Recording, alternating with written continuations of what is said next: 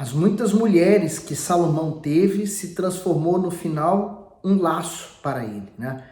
Então, nós temos que ter muito cuidado, primeiro com a nossa vida espiritual, né? A nossa comunhão com Deus, e segundo lugar, a pessoa com quem nós vamos unir as nossas vidas para seguir em frente. O nosso casamento, é claro. Então, hoje nós vamos meditar em 1 Reis, capítulo 11, e vamos dar sequência a essa leitura da Bíblia em ordem cronológica. Vamos pedir antes de tudo a direção. Senhor Jesus, eu apresento e entrego a Ti a direção desse propósito que nós estamos vivendo, de ler toda a Tua palavra em ordem cronológica. Eu peço que o Senhor fale conosco por meio desse livro e das experiências que Salomão teve, que possamos evitar também cair no mesmo laço, em nome de Jesus. Amém. Então, versículo 1, ele diz assim: E o rei Salomão amou muitas mulheres estrangeiras, além da filha de Faraó, moabitas, amonitas, edomitas, sidônias e etéias. O comentário diz: amou muitas mulheres. Salomão pecou ao desobedecer a instrução sagrada que condenava o casamento misto. Olha lá, Deuteronômio 7, do 3 ao 4. Nem te aparentarás com elas, não darás tuas filhas e seus filhos, e não tomarás suas filhas para teus filhos, pois farias desviar teus filhos de mim, para que servissem a outros deuses, e a ira do Senhor se acenderia contra vós, e depressa vos consumiria. Porém, assim lhes farei: derrubareis os seus altares, quebrarei as suas estátuas, e cortarei os seus bosques, e queimareis a fogo as suas imagens de escultura. Porque povo santo és ao Senhor teu Deus, o Senhor teu Deus te escolheu, para que lhe fosses o seu povo especial de todos os povos que há sobre a face da terra. Seguindo o comentário do bispo, isto é, ele se uniu às mulheres estrangeiras e idólatras e passou a adorar os falsos deuses delas. Assim se afastou do Todo-Poderoso. Da mesma forma, acontece com muitos cristãos que, devido à ansiedade em relação à vida amorosa, se envolvem com pessoas que não compartilham da mesma fé. Embora conheçam a palavra e tenham envelhecido na fé, procuram o amor em lugares errados, longe da presença de Deus, como fez Salomão. Com isso, encontram o pecado e o sofrimento e perdem seu bem mais precioso, a salvação. Então, eu acredito, claro, que ele fez isso tudo com um objetivo de poder alcançar paz, aliança política, né, também. Então, ele pensou que estava fazendo bem, que estava trazendo bem para Israel, mas aquilo se transformou num laço. Ele deveria ter mantido era a comunhão com Deus, porque o maior bem que ele poderia ter era essa. Aí o 2, ele diz: das nações de que o Senhor tinha falado aos filhos de Israel, não chegareis a elas, e elas não chegarão a vós. De outra maneira, seguramente perverterão o vosso coração para seguirdes aos seus deuses. A estas se uniu Salomão com amor. Então, ele tinha a palavra de Deus, ele poderia ter evitado esse erro, né? Era só ele meditar ou ele lembrar do que estava escrito, ir lá buscar os escritos da Bíblia e poder rejeitar essa ideia da cabeça dele. Mas ele preferiu seguir o coração enganoso. No 3, e tinha 700 mulheres, princesas e 300 concubinas, e suas mulheres lhe perverteram o coração. Porque sucedeu que no tempo da velhice de Salomão, suas mulheres lhe perverteram o coração para seguir outros deuses, e o seu coração não era perfeito para com o Senhor seu Deus, como o coração de Davi, seu pai. O comentário diz: como o coração de seu pai. Embora Davi tivesse pecado, seu coração humilde e arrependido se voltou logo para o Senhor. Já o coração de Salomão não foi considerado perfeito, pois não se quebrantou. Ele ignorou o Senhor completamente e usou os bens e os talentos que recebera do Altíssimo para construir santuários para os falsos deuses de suas mulheres. Assim, Salomão se corrompeu espiritualmente. Nós também temos na palavra de Deus toda a orientação necessária para vivermos de acordo com a sua vontade e permanecermos firmes na fé. temos a opção de segui-la e sermos abençoados, ou rejeitá-la e perdermos tudo o que possuímos. Então essa comparação é muito forte, né? Davi e Salomão.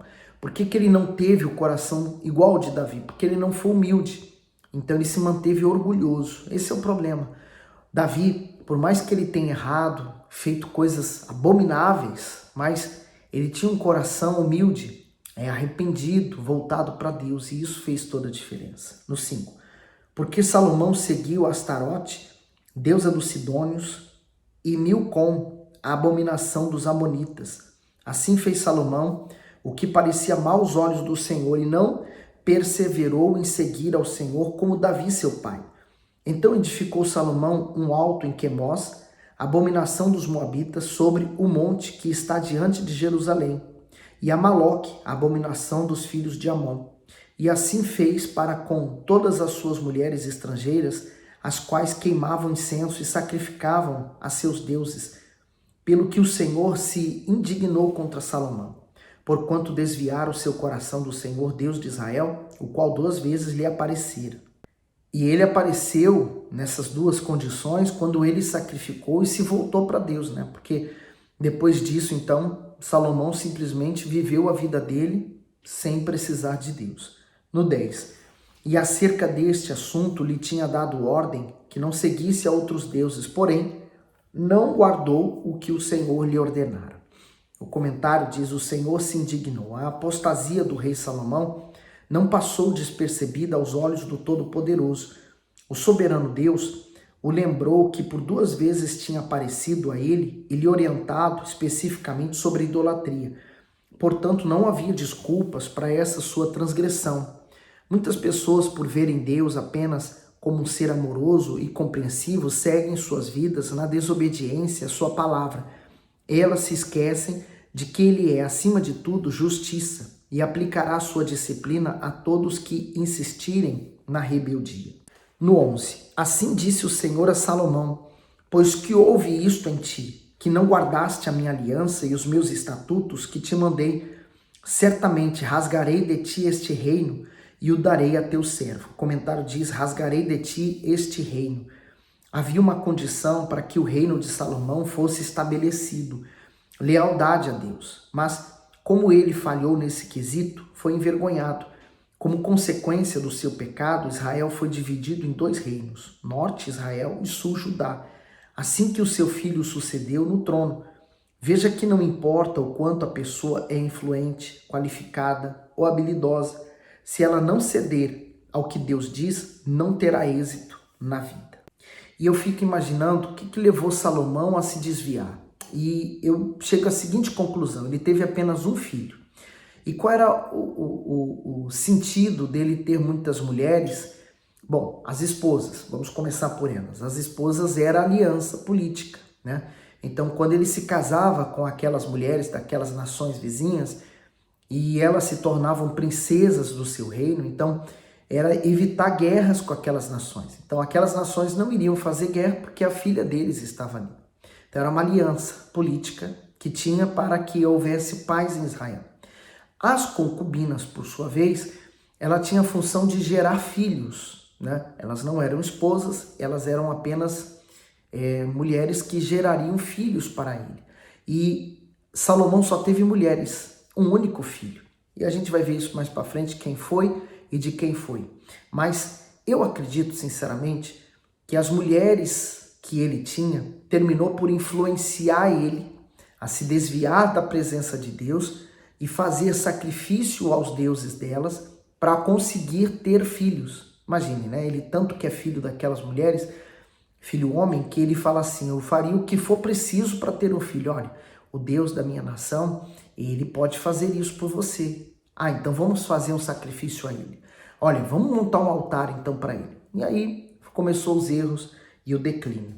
Seguindo para o 12. Todavia, nos teus dias, não farei por amor de Davi, teu pai, da mão de teu filho o rasgarei. Porém, todo o reino não o rasgarei.